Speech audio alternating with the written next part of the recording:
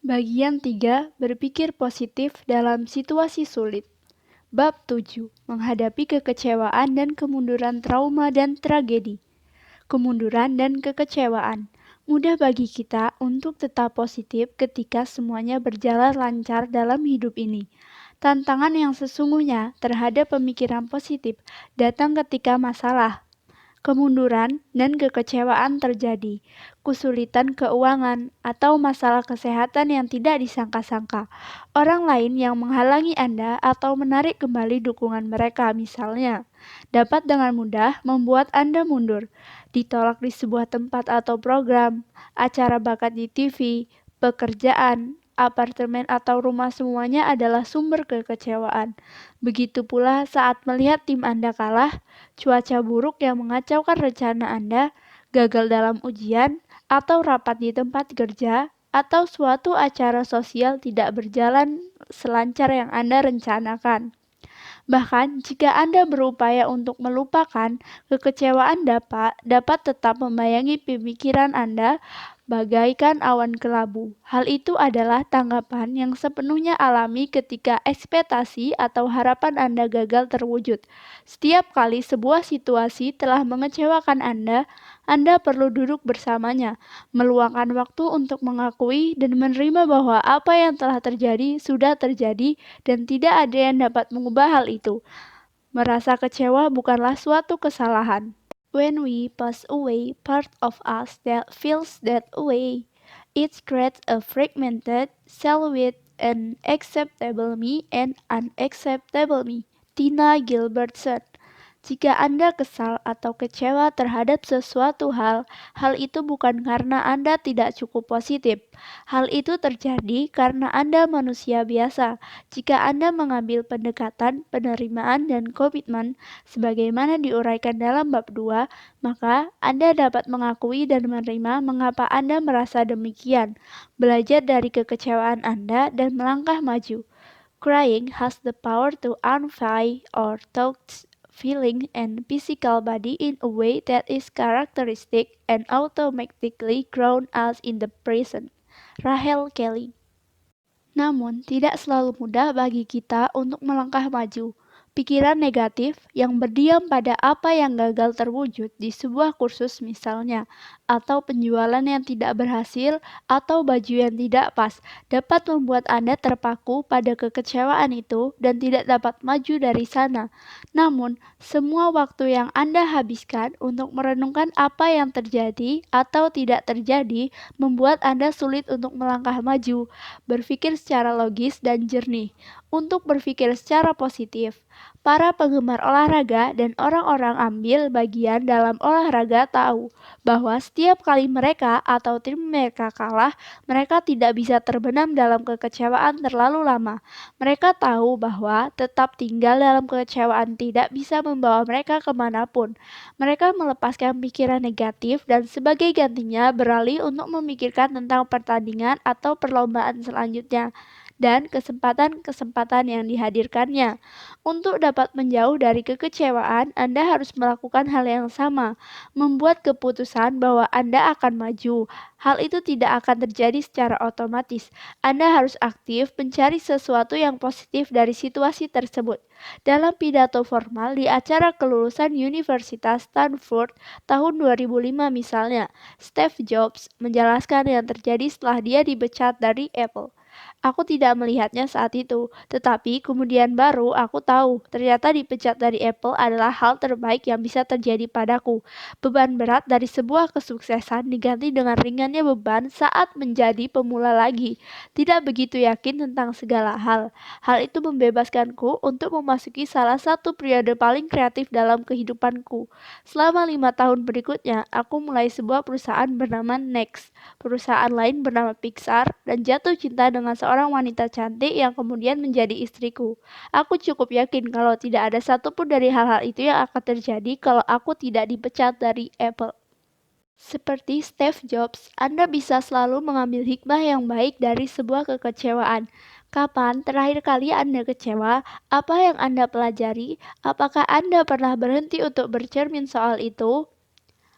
Para pemikir positif melihat kekecewaan sebagai tanda bahwa mereka perlu menyesuaikan ekspektasi dan harapan mereka untuk memikirkan ulang rencana mereka agar mereka bisa kembali pada jalur yang benar untuk mencapai apapun yang diinginkan. Misalnya, andai Anda telah mendedikasikan banyak waktu dan usaha untuk belajar dan mengulang lagi sebuah bahan pelajaran untuk sebuah ujian. Anda berharap untuk lolos tes dengan hasil yang mengesankan, namun Anda gagal. Anda gagal mencapai ekspektasi Anda. Apa yang tadinya Anda pikir perlu dilakukan, topik-topik yang Anda pelajari lagi, waktu dan upaya dan tingkatan pemahaman Anda, sekarang Anda tahu bahwa hal itu tidak cukup. Kekecewaan menunjukkan bahwa Anda mungkin perlu menambah sumber daya atau mengubah pendekatan Anda untuk bisa mewujudkan hasil yang Anda inginkan. Kekecewaan Anda sebenarnya membantu Anda untuk melangkah maju menuju impian, bukan menjauh dari itu. Pengalaman Anda telah menghasilkan satu pembelajaran, baik itu tentang pribadi Anda sendiri, orang lain, situasi yang ada, atau bahkan dunia ini, dan menggapainya dengan sebagaimana mestinya. Belajar dari kegagalan melibatkan upaya untuk bercermin dari apa yang telah terjadi, mengidentifikasi apa yang salah, dan mencari tahu apa yang perlu diubah untuk mencegah terjadinya kekecewaan dan kemunduran serupa di masa depan. Ketahuilah bahwa ketika Anda berhasil beradaptasi, Anda menciptakan peluang untuk berbahagia dan sukses yang tidak tergantung pada kesempurnaan dari situasi yang ada. Misalnya, ada banyak kritik tentang ketiadaan calon nominasi dan pemenang berkulit hitam dalam acara Braids 2016. Namun, penyanyi dan penulis lagu funk George Clinton memiliki perspektif berbeda mengenai kontroversi tersebut. Memang selalu begitulah adanya, tetapi hal itu hanya membuat Anda bekerja lebih keras dan lebih baik lagi. Itulah yang dibutuhkan untuk bisa menjadi hebat. Kesukaran, berbagai hal selalu berubah menuju arah yang lebih baik. Kesalahan itu mudah dicari, tetapi menemukan alasan untuk terus bergerak maju adalah hal yang paling sulit. Dan kalau aku bisa menemukan alasan itu, aku sudah puas. Anda mungkin perlu menyesuaikan ekspektasi Anda, tetapi hal itu tidak selalu berarti bahwa Anda harus menurunkannya. Beberapa tahun lalu, saya memiliki ide untuk artikel di majalah tentang cara untuk menjadi tahan banting.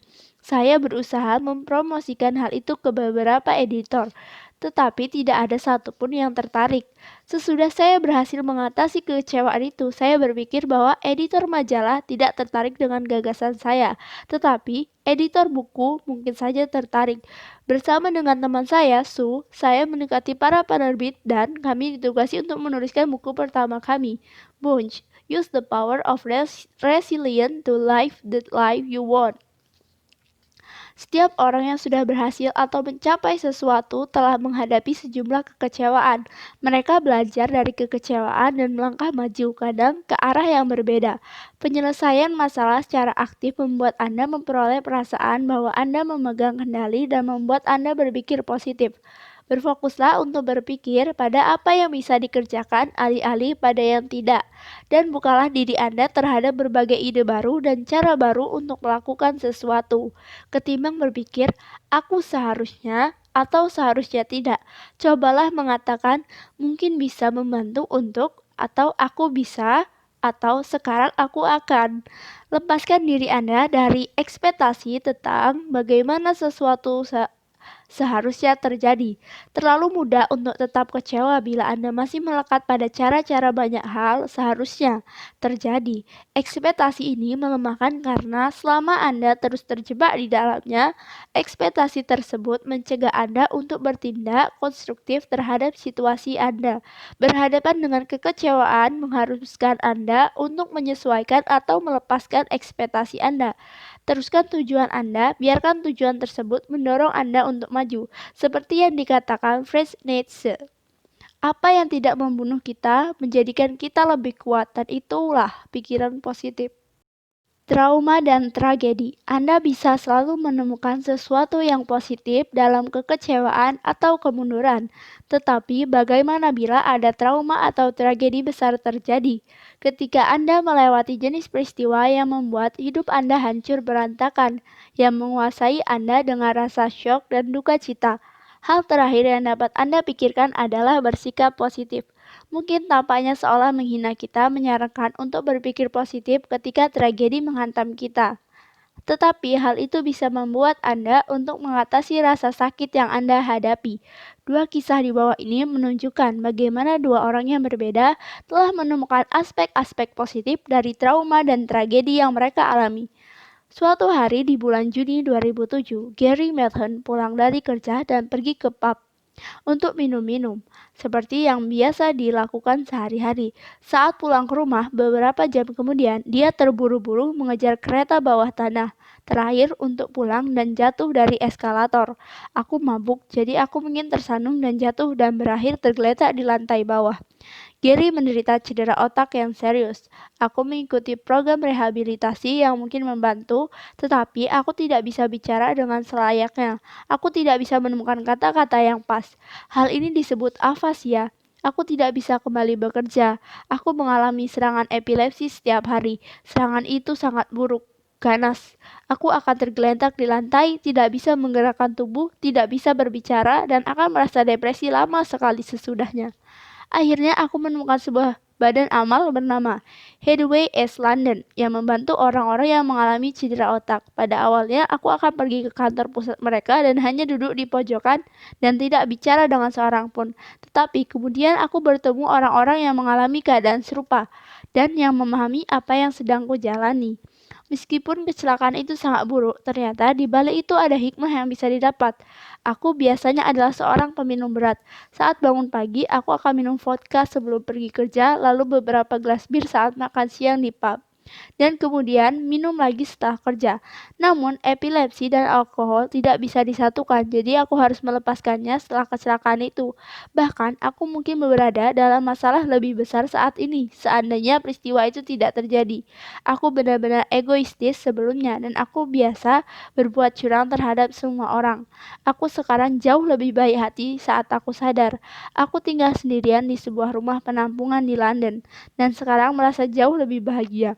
Aku belum terkena serangan selama beberapa bulan, dan meskipun aku masih memiliki afasia, keadaannya tidaklah seburuk dulu. Aku punya kebun, jadi aku seringkali keluar dan mengelilinginya, memikirkan apa yang bisa aku tanam. Aku tidak memikirkan soal masa depanku. Aku berfokus pada masa kini yang kujalani saat ini. Namun, aku sungguh-sungguh memikirkan masa depan putriku. Ia sekarang di universitas. Ia luar biasa pintar. Ia benar-benar berkah bagiku. Kuharap ia memiliki hidup yang indah dan bahagia. Itulah hal yang terpenting bagiku sekarang. 2008, saudara Andre Foster Christopher menembak mati istrinya, Jill, dan putri mereka, Christy, yang berumur 15 tahun, sebelum membakar rumah mereka di Shropshire dan bunuh diri. Andre mendirikan semacam dana perwalian dengan nama keponakannya untuk Riding for the Disabled. Kami sedang mencoba untuk memperoleh hikmah dari hal ini, ujarnya kepada para reporter. Menemukan sesuatu yang positif tidak berarti mengingkari setragis dan seburuk apa situasi yang ada, tetapi hal itu bisa membantu mencegah Anda dikuasai oleh buruknya peristiwa itu, sama seperti kekecewaan saat Anda mengalami trauma dan tragedi. Anda perlu memberi diri sendiri waktu untuk mengakui dan menerima bahwa apa yang telah terjadi sudah terjadi. Kesedihan dan kekecewaan serta rasa syok dan duka cita dimaksudkan untuk memperlambat diri Anda dan membuat Anda dapat bercermin dan menyerap apa yang sudah terjadi.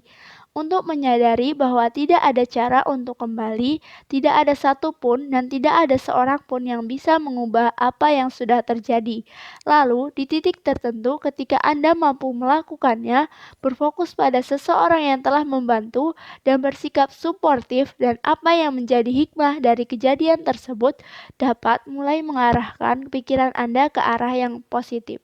Carilah hal-hal positif. If you are going through hell, keep going. Winston Churchill. Bahkan di saat-saat paling buruk sekalipun, selalu ada sesuatu yang bisa disyukuri. Di bab 5, Anda sudah membaca tentang cara untuk mengidentifikasi dan bercermin pada 2 atau 3 hal positif yang telah terjadi dalam suatu hari Anda. Jika Anda bisa membiasakan diri untuk melakukan hal itu dalam kehidupan normal, Anda akan berhasil membentuk jalur saraf yang akan melayani Anda dengan baik ketika dihadapkan dengan masa-masa yang sangat sukar dan kemalangan besar. Dalam setiap situasi, ada hal yang positif dan hikmahnya. Seringkali hal itu tidak terlihat jelas. Anda harus mencarinya, dan kerap kali harus mencarinya dengan seksama. Namun, Anda dapat membantu diri sendiri untuk mengatasi masa-masa sulit. Lebih baik lagi dengan berlatih untuk mencari sesuatu yang positif dari kehidupan keseharian Anda. Nat telah merawat ibunya yang sakit selama 18 bulan sebelum ibunya meninggal. Dia berkata, "Aku hanya bisa melihat segala hal buruk, penderitaan dan rasa sakit yang Mam alami. Bagaimana merawatnya telah mempersempit hidupku dan saudaraku hampir-hampir tidak membantu. Aku hanya melakukan kewajibanku, sama sekali tidak terpikir olehku bahwa mungkin ada aspek positif dari situasi ini." Seorang teman memberitahuku tentang konsep mengidentifikasi dan merenungkan 2 atau 3 hal positif di akhir sebuah hari. Aku menaruh catatan di samping cermin toilet untuk mengingatkanku tidak makan waktu lama untuk terbiasa dengan itu. Sekarang, ketika aku dihadapkan dengan situasi yang sulit atau menentang, aku berpikir sendiri, apa hikmahnya? Tidak peduli terlihat seburuk apapun situasinya, lumayan mudah bagiku untuk menemukan sedikit hal baik. Hal itu tidak mengubah apa yang telah terjadi, tetapi hal itu benar-benar membantuku untuk tidak menjadi kewalahan karenanya.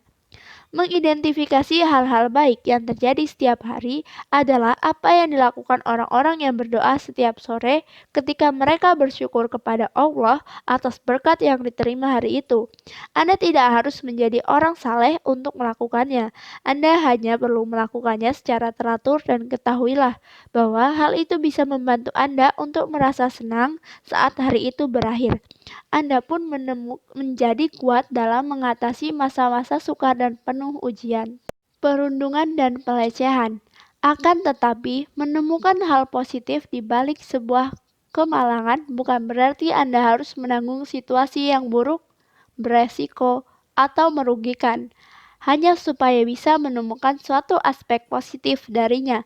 Jika Anda berada dalam sebuah hubungan atau pertemanan di mana Anda semakin lama menjadi semakin tidak bahagia dan sengsara, jika Anda ditindas atau bahkan dilecehkan oleh seorang kolega, atau anggota keluarga, atau tetangga, Anda tidak dapat menggunakan pikiran positif sebagai alasan untuk tetap tinggal dalam sebuah situasi yang buruk. Anda mungkin saja misalnya tinggal dalam sebuah hubungan yang diwarnai aniaya karena Anda beralasan bahwa kendati situasinya buruk, hal inilah yang benar untuk dilakukan demi anak-anak. Mereka akan lebih baik datang dari keluarga yang utuh daripada keluarga yang bercerai dan setidaknya ada 2 penghasilan yang masuk. Atau barangkali Anda meyakinkan diri sendiri bahwa aspek positifnya adalah pasangan Anda tidak selamanya buruk. Pada umumnya, dia baik dan menyenangkan dan Anda berdua rukun-rukun saja. Hal itu bukanlah pemikiran positif, melainkan pemikiran yang delusional. Pemikiran positif tidak berarti mengabaikan kesulitan yang benar-benar ada. Jika seseorang terus-menerus menyusahkan, mendominasi, atau mengintimidasi Anda, seseorang terus-terusan memaksa dan mengancam Anda, mengkritik, atau mempermalukan Anda, menjajah Anda, atau memberikan komentar-komentar yang melecehkan dan menghina Anda harus melakukan sesuatu. Orang itu tidak akan pergi menjauh. Ubah perspektif Anda, gunakan pikiran positif untuk memikirkan hal-hal baik apa saja yang bisa terjadi jika Anda melakukan apa yang Anda ketahui sebagai hal yang benar, dan hal itu berarti keluar dari hubungan tersebut. Pandanglah bahwa meninggalkan seseorang penindas atau orang yang suka menganiaya merupakan tujuan utama yang sangat mendesak. Orang-orang positif tetap membisu dan tidak memberitahu siapapun hanya akan mengisolasi Anda selagi di saat yang bersamaan, memperkuat si penindas atau penganiaya tersebut. Jadi, Anda harus mencari pertolongan dan dukungan. Jangan takut melakukannya. Ada orang-orang yang bisa memberi Anda dukungan dan nasihat, khususnya jika mereka pernah ada dalam situasi serupa. Ada berbagai perkumpulan yang menghususkan diri dalam mendukung orang-orang yang mengalami perundungan atau aniaya.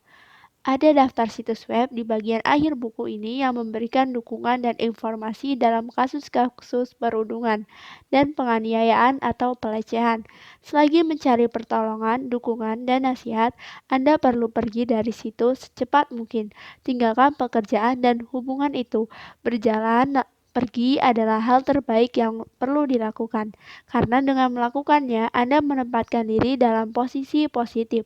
Seseorang yang memegang kendali Anda merenggut kembali peluang bagi sang penindas atau penganiaya untuk melanjutkan perilaku mereka.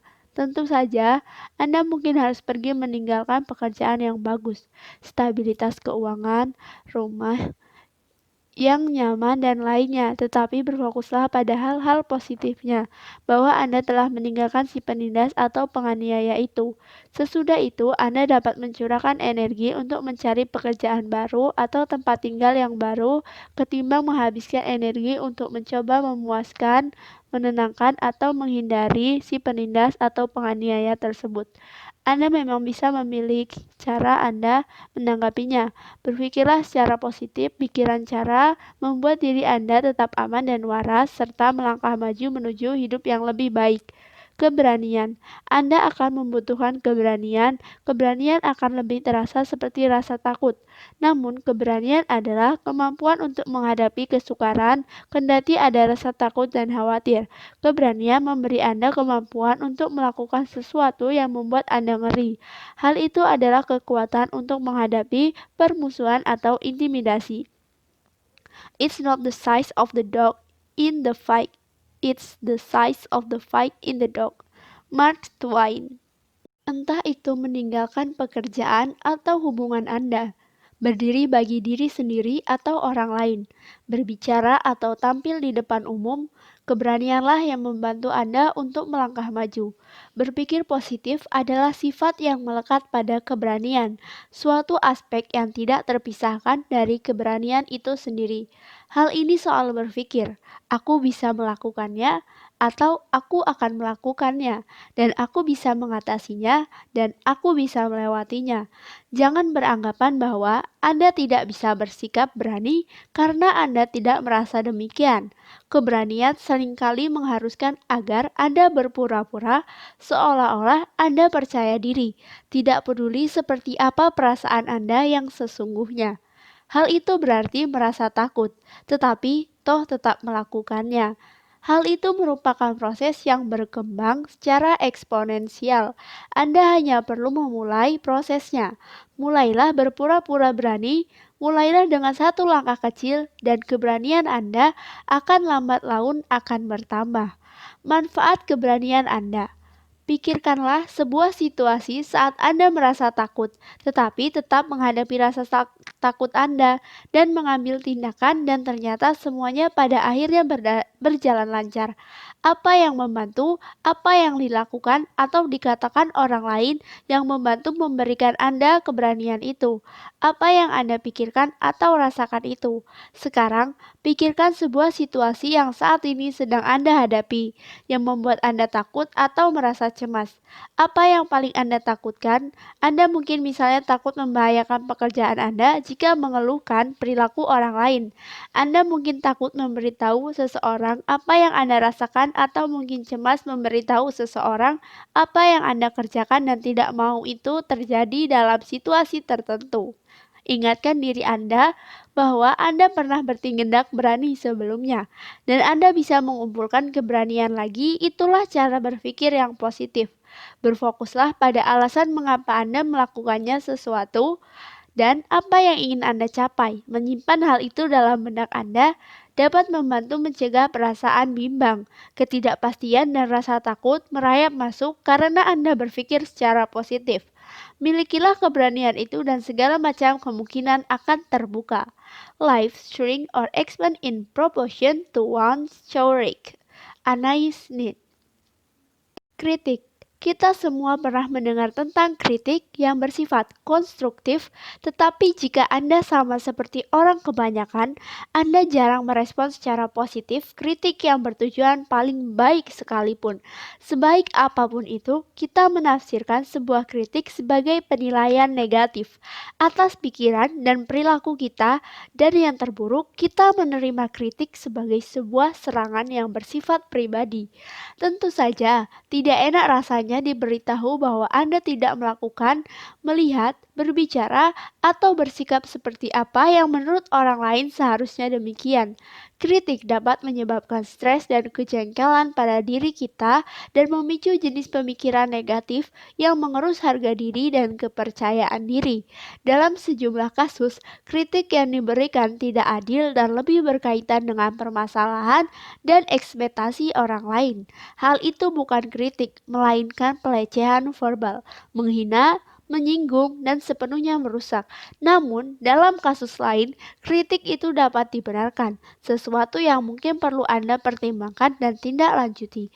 Bagaimana Anda dapat membedakan antara kritik dan pelecehan verbal? Pelecehan verbal gagal memberikan petunjuk apapun tentang hal-hal yang bisa Anda tingkatkan, seperti dalam kasus ini. Dasar idiot, brengsek, boros-borosin waktu dan tempat saja. Kamu tidak akan pernah bisa melakukan sesuatu dengan benar. Kritik di pihak lain menggambarkan perilaku yang bisa disempurnakan. Contohnya, bukan ini yang kuminta untuk kamu kerjakan. Kamu belum melakukannya dengan cara yang benar. Jika kritik itu sifatnya tulus, Anda bisa belajar dari sana. Ambil contohnya Luke yang merupakan aktor TV sukses. Luke menggambarkan pelajaran mengiris yang dia ambil di awal karirnya dalam mengelola kritik. Aku ingat saat aku masih remaja menjelang dewasa, sebelum pergi dan masuk ke sekolah drama, aku terdaftar dalam grup teater lokal. Suatu waktu, sang sutradara sedang memberiku umpan balik setelah sebuah adegan di depan seluruh grup. Namun, ia tidak bisa menyelesaikan satu kalimat pun tanpa alasan dan bantahan dariku. Setelah beberapa menit seperti ini, seseorang bicara dan berkata, "Berhentilah bicara, kamu mempermalukan dirimu sendiri." Perkataan itu tajam, tetapi aku sadar hal itu perlu dikatakan dan ketimbang bersikap definisif, aku perlu memahami, menerima, dan mencamkan semua umpan balik dari sutradara tersebut. Kritik tidak selalu disampaikan dengan lembut. Banyak umpan balik yang kita terima tidak diminta dan tidak berasal daripada para guru, atau mungkin semua itu demikian. Barangkali ada yang bisa dipelajari dari setiap kritik itu. Kita hanya perlu bersedia mendengarkan, memutuskan apakah ada kebenaran di dalamnya, dan kemudian menindaklanjutinya. Biasanya, kalau Anda seperti orang-orang pada umumnya, Anda melihat pujian sebagai hal yang baik dan kritik sebagai sesuatu yang buruk. Meskipun demikian, ada cara berbeda untuk memandang sebuah kritik. Anda bisa melihat banyak hal bukan dalam kacamata hitam dan putih dan mengenali bahwa meskipun menjadi sasaran sebuah kritik tidaklah mudah, dan hal itu acap kali merupakan cerminan jujur dari bagaimana orang lain melihat Anda di titik tersebut. Bagaimana cara menghadapi kritik dengan positif? Meskipun orang lain mungkin tidak cakap dalam memberikan kritik, Anda dapat mempelajari cara untuk menanganinya dan memberikan respon terhadap kritik dengan lebih positif. Mulailah dengan mendengar, berhenti, dan dengarkan dengan seksama apa yang dikatakan orang lain. Bayangkan misalnya, bahwa seseorang mengatakan hal ini kepada Anda, "Kamu sangat berantakan. Kamu selalu lupa mengerjakan apa yang kuminta. Kamu selalu gagal menepati tenggat dan kami tidak pernah membiarkan orang lain tahu apa yang sedang kamu kerjakan atau di mana kamu berada." Kritik itu benar-benar pedas. Mungkinkah salah satunya benar? Sekalipun si pemberi kritik sedang mengalami hari yang buruk atau dikenal kritis terhadap setiap orang, dengan segala hal, apakah mungkin ada sedikit kebenaran dalam komentar mereka? Acap kali Anda dapat bereaksi sangat cepat terhadap rasa permusuhan dan ucapan mereka yang berlebihan sampai Anda tidak berhenti merasa bahwa mungkin ada sedikit kebenaran dalam perkataannya. Mendengar orang lain memberitahu bahwa Anda sangat berantakan, selalu lupa, terus-menerus gagal, dan tidak pernah memberitahu orang lain, bisa dengan mudah membuat Anda defensif. apalagi bila hal itu menyoroti apa yang menjadi kegelisahan Anda sendiri. Namun, biasanya memang ada sedikit kebenaran dalam kritik yang disampaikan. Verifikasi masalah dan solusinya. Kalau Anda tidak tahu dengan jelas soal apa yang dituduhkan pemberi kritik kepada Anda, ulangi kembali apa yang mereka katakan dalam kalimat Anda sendiri. Aku cuma ingin memperjelas apa yang kamu barusan bilang, atau aku tidak yakin kalau aku benar-benar memahaminya. Apa menurutmu? Sekali Anda memahami benar apa masalahnya, jika mereka belum mengatakan hal itu, tanyakan kepada orang tersebut menurut mereka apa solusinya. Melakukan hal itu penting karena Anda berupaya sungguh-sungguh untuk mencari tahu bagaimana orang itu berpikir. Anda dapat membetulkan sesuatu dan memperbaiki situasinya. Meski demikian, Anda tidak harus menyetujui solusi mereka. Setelah mendengarkan, mengklarifikasi, dan menanyakan apa yang mereka inginkan untuk Anda kerjakan, Anda memperlambat percakapan dan hal itu memberi Anda waktu untuk menanggapinya secara positif. Hal itu memberi Anda waktu untuk mempertimbangkan apa yang diucapkan oleh sang pemberi kritik, memutuskan apakah hal itu adil dan valid, dan memutuskan tanggapan Anda nantinya. Anda mungkin setuju atau tidak setuju bahwa aspek-aspek tertentu dari kritik yang mereka sampaikan adalah valid. Jadi, dalam contoh di atas, Anda dapat merespon dengan mengatakan, "Aku tidak setuju kalau aku ini berantakan dan selalu melupakan apa yang kamu minta untuk kulakukan. Namun ya, aku kadang-kadang memang gagal menepati tenggat. Ada alasan-alasan untuk hal itu. Dan ya, aku sering tidak memberitahu orang lain di mana aku berada atau apa yang sedang kukerjakan. Aku minta maaf, aku akan mencoba memperbaiki soal itu. Aku akan melakukan saranmu dan kritik membukakan diri Anda pada sudut pandang dan interpretasi orang lain terhadap Anda, apa yang Anda pikirkan, katakan, dan kerjakan. Oke, mungkin tidak semuanya akurat dan orang itu mungkin terlalu pedas dan berlebihan. Tukang kritik biasanya demikian ketika mereka kesal, frustasi, atau marah. Tetapi Anda perlu mencari setitik kebenaran dalam kritikan tersebut. Bukan hal yang mudah untuk memandang diri kita apa adanya dan mengakui bahwa kita sudah melakukan sesuatu yang salah. Namun, memiliki kelemahan bukan hal yang buruk.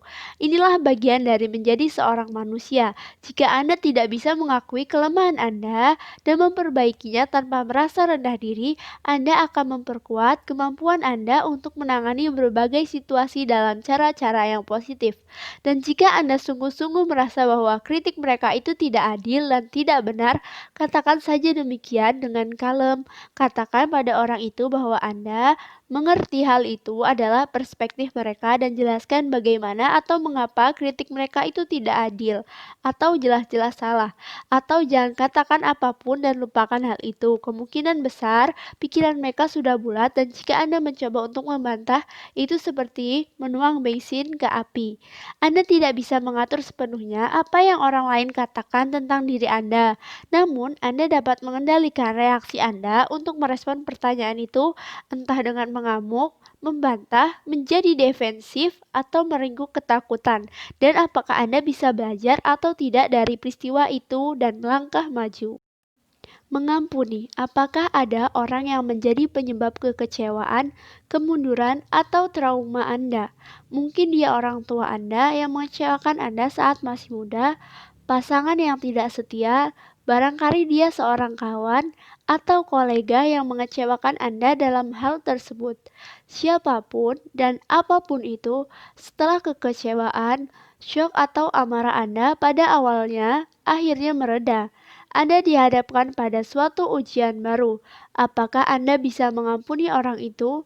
Pengampunan berarti melepaskan semua kebencian, frustasi, atau amarah yang Anda rasakan sebagai akibat tindakan orang lain. Hal itu melibatkan perasaan tidak ingin lagi menghukum, membalas dendam, atau menuntut kompensasi. Hal itu berarti mengakui bahwa Anda sudah pernah tersakiti sebelumnya. Jadi, Anda tidak perlu membiarkan pelanggaran, rasa sakit dan terluka terus-menerus menyengsarakan Anda dengan tetap menyimpannya. Selama Anda tidak mampu mengampuni, Anda terus berpegangan pada sesuatu yang telah terjadi berhari-hari, berminggu-minggu, berbulan-bulan, atau bahkan bertahun-tahun yang lalu. Namun, Anda berhak untuk bebas dari kenegatifan itu. Pengampunan yang pertama dan terutama adalah demi kepentingan Anda, bukan orang yang menyakiti atau menyinggung Anda. Pengampunan itu penting untuk memberikan Anda damai sejahtera. Jika Anda memaafkan seseorang, Anda tidak mengubah masa lalu, Anda mengubah masa depan. Tidak mengampuni itu sama seperti dengan sengaja membuat sebuah luka tetap terbuka. Luka itu tidak sembuh dan membusuk. Di sisi lain, ketika mengampuni, Anda mengizinkan diri sendiri untuk sembuh. Jadi, jika hal itu adalah sesuatu yang Anda lakukan untuk diri sendiri, dan jika hal itu bisa membantu menyembuhkan Anda, mengapa begitu sulit untuk memaafkan? Hal itu sukar karena Anda marah, bingung, merasa dikorbankan, atau dipenuhi dengan pikiran untuk memberi hukuman yang setimpal atau balas dendam. Mengampuni juga bisa jadi sulit dilakukan karena Anda benar-benar tidak tahu cara untuk membereskan situasi tersebut. Jika saat ini sudah sampai pada titik ketika Anda ingin meninggalkan tindakan Anda atau orang lain dan melangkah maju dan meneruskan hidup, ada sejumlah langkah yang bisa Anda ambil. Pertama-tama, akan sangat membantu bila Anda bisa menerima apa yang sudah terjadi dan bagaimana itu mempengaruhi Anda. Sudah pasti orang itu bertanggung jawab atas tindakan mereka, dan Anda berharap bahwa yang mereka lakukan tidak pernah terjadi. Namun, Anda tidak bisa mengubah apa sudah terlanjur terjadi. Memang begitulah keadaannya. Give up on all hope of a better past. Matt Chill. Berpikirlah positif ketimbang memikirkan bagaimana cara Anda bisa membalas perbuatan orang itu dengan setimpal. Pikirkan tentang apa yang telah Anda pelajari dari pengalaman tersebut. Cara lain apa yang bisa Anda ambil untuk menghindari keterlibatan Anda dalam situasi yang sama. Tanyakan kepada diri sendiri kelebihan-kelebihan apa yang bisa kukembangkan dari hal ini. Identifikasi aspek-aspek positif yang ada. Mungkin orang lain sangat membantu dan suportif ketika orang itu mengkhianati, melukai, atau menyinggung Anda. Mungkin kalau Anda sekarang telah menghalau orang itu dari hidup Anda sadar betapa baiknya keadaan Anda tanpa mereka. Ubahlah kisah yang Anda putar kembali berulang kali untuk diri sendiri dan orang lain. Setiap kali mengingat apa yang telah terjadi, Anda mengakses pikiran dan gambaran negatif. Ubahlah kisah Anda menjadi sebuah kisah yang menceritakan keputusan Anda untuk memaafkan, untuk menerima dan belajar dari apa yang sudah terjadi. Untuk mengidentifikasi aspek-aspek positif yang ada dan melangkah maju, lihatlah ke masa depan, pikirkan cara untuk menciptakan kenangan-kenangan baru yang indah untuk menggantikan kenang-kenangan buruk lama. Pengampunan tidak berarti Anda tidak boleh memiliki perasaan apapun tentang situasi tersebut. Hal itu tidak berarti Anda membenarkan tindakan orang itu. Hal itu tidak berarti bahwa tidak ada yang perlu diperbaiki lebih lanjut dalam sebuah hubungan atau bahwa semuanya baik-baik saja sekarang. Dengan mengampuni, Anda menerima apa yang telah terjadi dan menemukan cara untuk hidup dengan ketetapan hati. Hal itu bisa terjadi cukup cepat atau mungkin membutuhkan proses bertahap.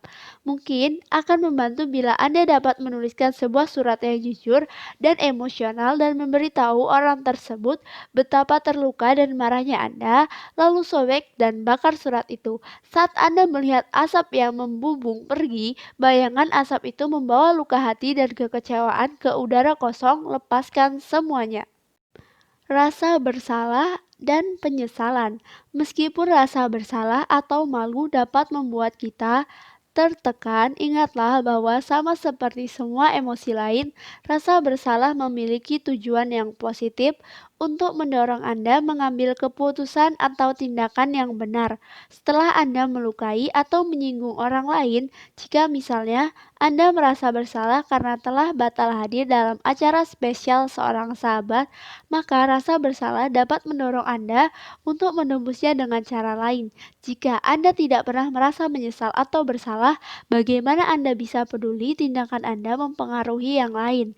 Rasa bersalah hanya menjadi emosi yang negatif dan merugikan ketika Anda membiarkan emosi itu menenggelamkan Anda dalam rasa malu atau jijik pada diri sendiri, atau jika Anda membiarkannya melumpuhkan Anda sehingga gagal mengambil tindakan positif.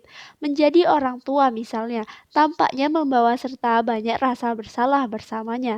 Anda bisa merasa bersalah ketika Anda bersikap kesal dan tidak sabaran terhadap anak-anak Anda, atau ketika Anda tidak menghabiskan waktu sebanyak mungkin dengan mereka, sebagaimana seharusnya. Jika Anda melewatkan acara pertunjukan sekolah atau pertemuan dengan guru mereka, dan seterusnya.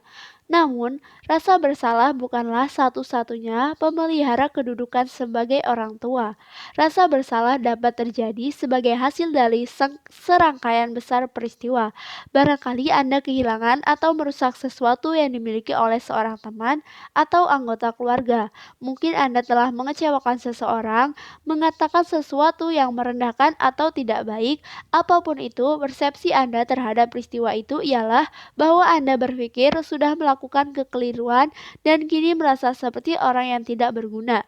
Dan semakin sering Anda memutar peristiwa itu kembali dalam benak, semakin buruk kelihatannya. Hal itu seperti permainan bisikan berantai yang berputar-putar di kepala Anda. Semakin sering Anda memainkannya, semakin menyimpang hasilnya. Namun, bergantung pada rasa bersalah tidak ada gunanya. Anda harus mengampuni diri sendiri. Anda dapat melakukan hal itu dalam cara yang sama seperti saat Anda mengampuni orang lain. Pertama-tama, akui tanpa melebih-lebihkan atau mengurangi apa yang telah terjadi. Sejauh mana pertanggungjawaban Anda, mungkin ada keadaan-keadaan yang dapat meringankannya. Mungkin Anda tidak punya pilihan lain. Anda mungkin tidak bisa bolos dari kantor untuk pergi menghadiri pertunjukan sandiwara anak Anda. Anda mungkin sedang stres ketika mengucapkan sebuah komentar kritis. Mungkin Anda murni tidak sengaja memecahkan atau merusak sesuatu milik orang lain. Namun, Anda harus tetap bertanggung jawab atas perbuatan Anda. Jangan mencoba untuk menyalahkan yang lain. Hindari pula upaya-upaya untuk mencari pembenaran atas apa yang telah Anda lakukan atau mengalihkan tuduhan pada bagian dari situasi yang bukan menjadi tanggung jawab Anda. Akuilah secara langsung rasa sakit yang diakibatkan pada orang lain tanpa berupaya meminimalkannya, tanpa alasan dan tanpa meninjau kembali detail situasinya. Di pihak lain, meskipun ada sesuatu yang mungkin dapat Anda lakukan secara berbeda, jangan menaksir tanggung jawab Anda terlalu tinggi. Jangan melebih-lebihkan dan mendramatisasi dan membuat semua salah Anda. Katakan maaf, permintaan maaf yang tulus akan sangat bermanfaat. Katakan apa yang secara khusus membuat Anda menyesal.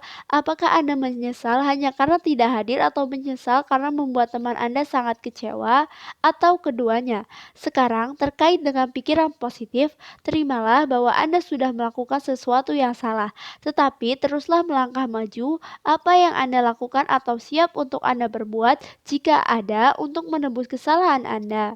Jika Anda bermaksud melakukan sesuatu, lakukan itu segera mungkin. Apapun halnya, jagalah itu agar sebanding dengan kesalahan Anda. Melewatkan pertunjukan drama anak Anda daripada berupaya menebusnya dengan membelikan mereka sebuah game komputer baru, habiskanlah waktu untuk melakukan sesuatu yang menyenangkan bersama-sama. Dan jika Anda merusak atau memecahkan sesuatu milik orang lain, perbaiki atau ganti barang itu secepatnya. Buatlah itu menjadi prioritas. Yakinlah bahwa orang tersebut akan memahami upaya Anda untuk memperbaikinya, tetapi juga bersiaplah bila mereka belum bisa menerimanya. Jika Anda sudah melakukan apa yang Anda bisa, sekarang bola berada di tangan mereka. Penyesalan. Emosi lain yang berkaitan erat dengan rasa bersalah adalah penyesalan. Rasa bersalah timbul dari pemikiran dan perasaan bahwa Anda sudah melakukan kesalahan. Penyesalan timbul dari pemikiran dan perasaan bahwa suatu di masa lalu Anda sudah membuat suatu keputusan yang keliru dengan melakukan atau tidak melakukan sesuatu. Dengan penyesalan, Anda kini melihat tindakan atau sikap apa Anda dari sudut pandang yang berbeda dan merasa bahwa Anda telah dalam cara tertentu melewatkan sesuatu. Penyesalan acap kali dimulai dengan kata-kata seandainya aku lebih sabar, seandainya aku berpergian lebih sering waktu masih muda, seandainya aku tidak mengambil pekerjaan ini, seandainya aku sudah memesan menu yang lain. Penyesalan juga bisa dimulai dengan kata-kata aku seharusnya pergi ke universitas, aku seharusnya menelpon tadi. Penyesalan seringkali berfokus pada apa yang tidak Anda lakukan, peluang-peluang yang terlewatkan. Penyesalan yang tidak produktif, pikiran negatif dapat melumpuhkan dan membuat Anda merasa kalah dan putus asa. Penyesalan yang produktif, pemikiran positif dapat membantu Anda bertindak berbeda di masa mendatang. Mungkin Anda bisa atau tidak bisa melakukan sesuatu saat itu, tetapi bagaimana posisi Anda saat ini? Stay away from what might have been and look at what can be. Marsha Petruscu. Akuilah apa yang telah atau tidak terjadi. Terima kenyataan bahwa Anda tidak bisa mengubahnya, dan sebagai gantinya, alihkan pikiran Anda pada cara mengerjakan sesuatu dengan berbeda mulai saat ini. Seandainya aku tadi memesan yang lain di menu, tapi sekarang aku seharusnya pergi ke universitas, tetapi sekarang aku tadi seharusnya menelpon. Jadi sebagai gantinya ketika Anda menyadari diri Anda sedang menyesali sesuatu, tambahkan satu pikiran positif di sana. Ingat kembali akan keampuhan penambahan kata tetapi di belakang pernyataan negatif. Lihat bab 5. Apa yang Anda lakukan atau tidak bisa melumpuhkan Anda lebih jauh atau memotivasi Anda untuk melakukan sesuatu yang positif mulai sekarang. Satu-satunya hal yang membuat Anda terus terpaku pada kesempatan-kesempatan yang telah hilang itu adalah penolakan Anda untuk berfokus pada kesempatan-kesempatan baru.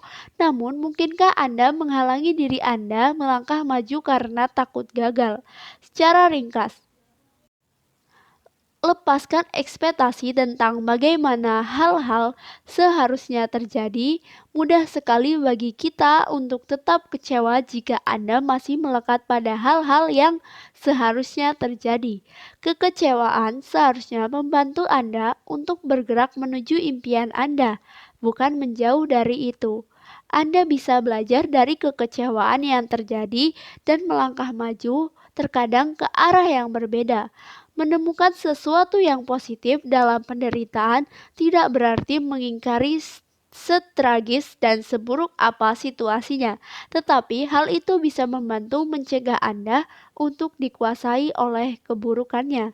Jangan pernah menoleransi situasi yang buruk, beresiko, atau membahayakan hanya karena Anda bisa menemukan sedikit aspek positif dari sana.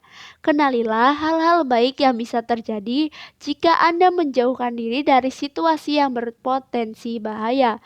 Dengan menjauhkan diri, Anda menempatkan diri Anda pada posisi yang positif, posisi untuk memegang kendali. Jangan beranggapan bahwa Anda tidak bisa bersikap berani karena Anda tidak merasa demikian. Keberanian seringkali menuntut kita untuk berpura-pura seakan-akan Anda percaya diri bagaimanapun perasaan Anda sebenarnya. Hal itu berarti tetap melakukannya meskipun merasa takut. Mungkin ada sesuatu yang bisa dipelajari dari setiap kritik yang diberikan. Luangkan waktu untuk menyimaknya, lalu memutuskan apakah ada kebenaran dalam kritik tersebut lalu mengambil tindakan yang sesuai. Pengampunan berarti melepaskan segala sakit hati, frustasi, atau amarah yang Anda rasakan sebagai hasil dari tindakan orang lain. Jika Anda mengampuni seseorang, Anda tidak mengubah masa lalu, Anda mengubah masa depan. Berpegangan pada rasa bersalah tidak ada gunanya. Terima kenyataan bahwa Anda sudah melakukan kesalahan, tetapi jangan terpaku pada hal itu.